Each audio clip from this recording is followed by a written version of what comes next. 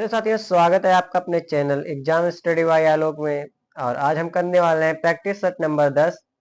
और ये हमारा लास्ट प्रैक्टिस सेट रहेगा। और इसके बाद हम आप लोगों के लिए 5-5 मिनट का मोस्ट इम्पॉर्टेंट टॉपिक लेकर आएंगे और आप सभी उन टॉपिकों को कवर करते चलिएगा। तो आइए चलते हैं, अपने प्रैक्टिस सेट को स्टार्ट करते हैं। यहाँ पर देख सकते हैं आप सभी। क्वेश्चन नंबर 1 है, किस सुल्तान ने दिल्ली सल्तनत की स्थापना की है? किस सुल्तान ने दिल्ली सल्तनत की स्थापना की है? तो यहाँ पर ऑप्शन में है इल्तुतमिश, कुतुबुद्दीन ऐबक, अलाउद्दीन खिलजी, तुगलक।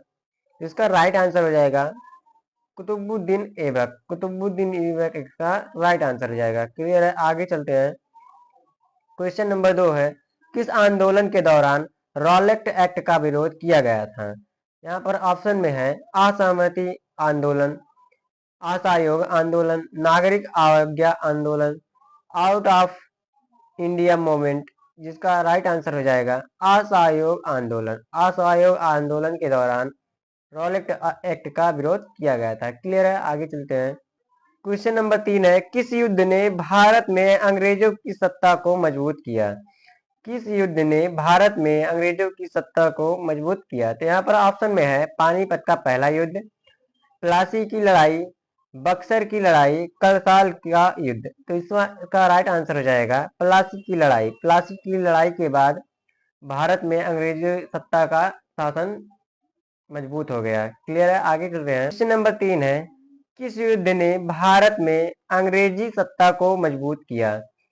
किस युद्ध ने भारत में अंग्रेजी सत्ता को मजबूत किया? तो यहाँ पर ऑप्शन में है पानीपत का पहला युद्ध, प्लासी की लड़ाई, बक्सर की लड़ाई, करसाल का युद्ध। जिसका राइट आंसर हो जाएगा प्लासी का लड़ाई। प्लासी की लड़ाई के बाद भारत में अंग्रेजी सत्ता को मजबूती प्रदान हुई। क्लियर है? आगे चलते हैं।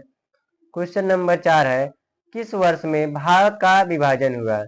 किस वर्ष में भारत का विभाजन हुआ? तो यहाँ पर ऑप्शन में है 1945, 1947, 1950, 1942। जिसका राइट आंसर हो जाएगा 1947। 1947 में भारत का विभाजन हुआ। क्लियर है? आगे चलते हैं। आगे चलते हैं। क्वेश्चन नंबर 5 है, किस एक स्वतंत्रता सेनानी ने साइमन गो बैक का नारा दिया था? किस एक स्वतंत्रता संग्राम सेनानी ने साइमन गो बैक का नारा दिया था? तो यहाँ पर ऑप्शन में है भगत सिंह, लाला लाजपत राय, बाल गंगाधर तिलक, महात्मा गांधी। जिसका राइट आंसर हो जाएगा लाला लाजपत राय। लाला लाजपत राय ने साइमन गो बैक का नारा दिया था। क्लियर है? आगे चलते हैं। नंबर 6 है, किस अनुच्छेद में राष्ट्रपति की शक्तियों का प्रावधान है? यहाँ पर ऑप्शन में है अनुच्छेद 52, अनुच्छेद 53, अनुच्छेद 54, अनुच्छेद 55। जिसका राइट आंसर हो जाएगा अनुच्छेद 53। अनुच्छेद 53 में इसका प्रावधान दिया गया है। क्लियर है? आगे चलते हैं। क्वेश्चन नंबर 7 है, किस अनुच्छेद में लोकसभा का कार्यकाल का उल्लेख है? किस अनुच्छेद में लोकसभा का कार्यकाल का उल्लेख है? तो यहाँ पर ऑप्शन में है अनुच्छेद 83, अनुच्छेद 84, अनुच्छेद 85, अनुच्छेद 86। जिसका राइट आंसर हो जाएगा 83। अनुच्छेद 83 में इसका उल्लेख किया गया है। क्लियर है? आगे चलते हैं। क्वेश्चन नंबर 8 है, किस अनुच्छेद में सर्वोच्च न्यायालय की अपीलों का प्रावधान है? किस अनुच्छेद में सर्वोच्च न्यायालय की अपीलों का प्रावधान है? यहाँ पर ऑप्शन में है अनुच्छेद 136, अनुच्छेद 137, अनुच्छेद 138, अनुच्छेद 139। इसका राइट आंसर हो जाएगा अनुच्छेद 136। अनुच्छेद 136 में सर्वोच्च न्यायालय की अपीलों का प्रावधान दिया गया है। क्लियर है? आगे चलते हैं।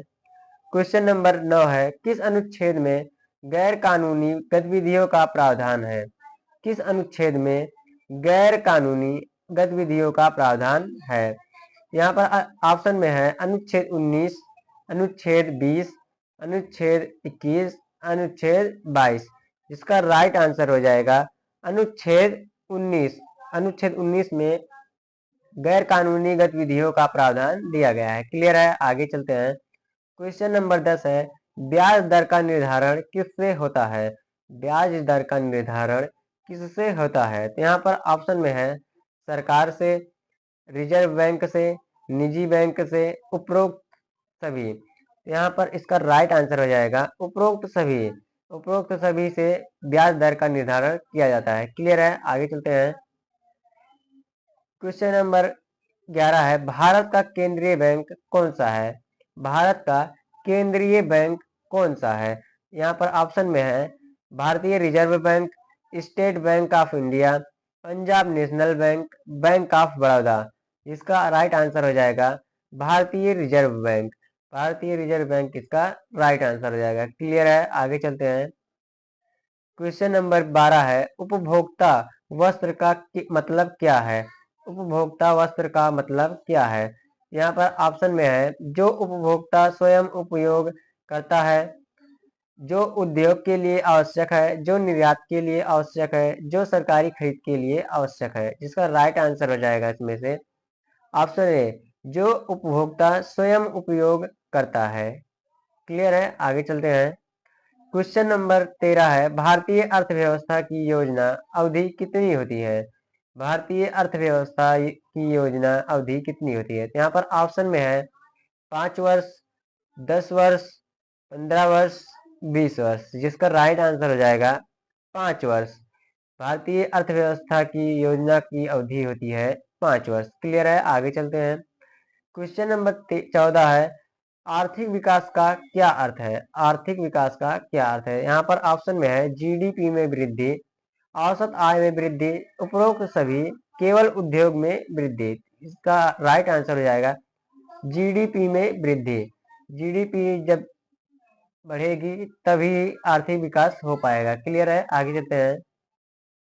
क्वेश्चन नंबर 15 है, किस पदार्थ का पिघलने का तापमान सबसे अधिक होता है? तो यहाँ पर ऑप्शन में है सोना, आयरन, टंगस्टन, तांबा। जिसका राइट आंसर हो जाएगा टंगस्टन। टंगस्टन सबसे तेज पिघलने वाला धातु है। क्लियर है? आगे चलते हैं।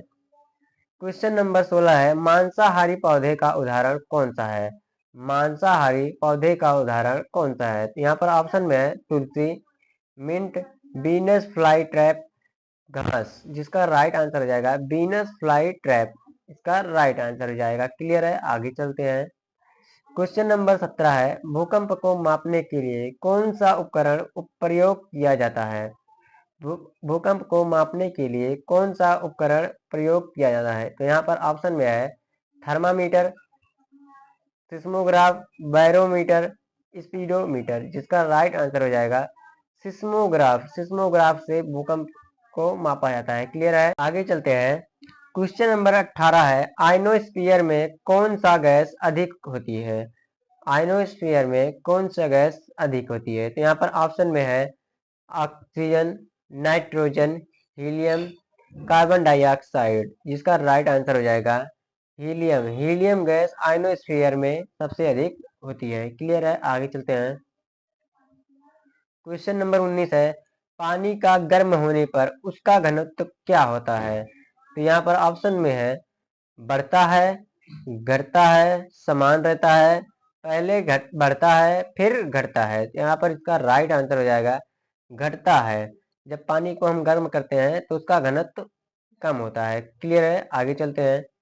क्वेश्चन नंबर 20 है और आज का लास्ट क्वेश्चन है, जीवाणुओं की खोज किसने की थी? तो यहाँ पर ऑप्शन में है Louis Pasteur, Robert Koch, Antonie van Leeuwenhoek, James Watson. जिसका राइट आंसर हो जाएगा एंटोनी वैन ल्यूवेनहुक। इसका राइट आंसर हो जाएगा। क्लियर है? और आज का हमारा प्रैक्टिस सेट यहीं पर समाप्त होता है और हम मिलते हैं अपने न्यू टॉपिक के साथ। तब तक के लिए आप सभी जो साथी नए हैं चैनल पर वो लाइक और सब्सक्राइब जरूर कर दें चैनल को। और हम मिलते हैं अपने अगले टॉपिक में। तब तक के लिए धन्यवाद।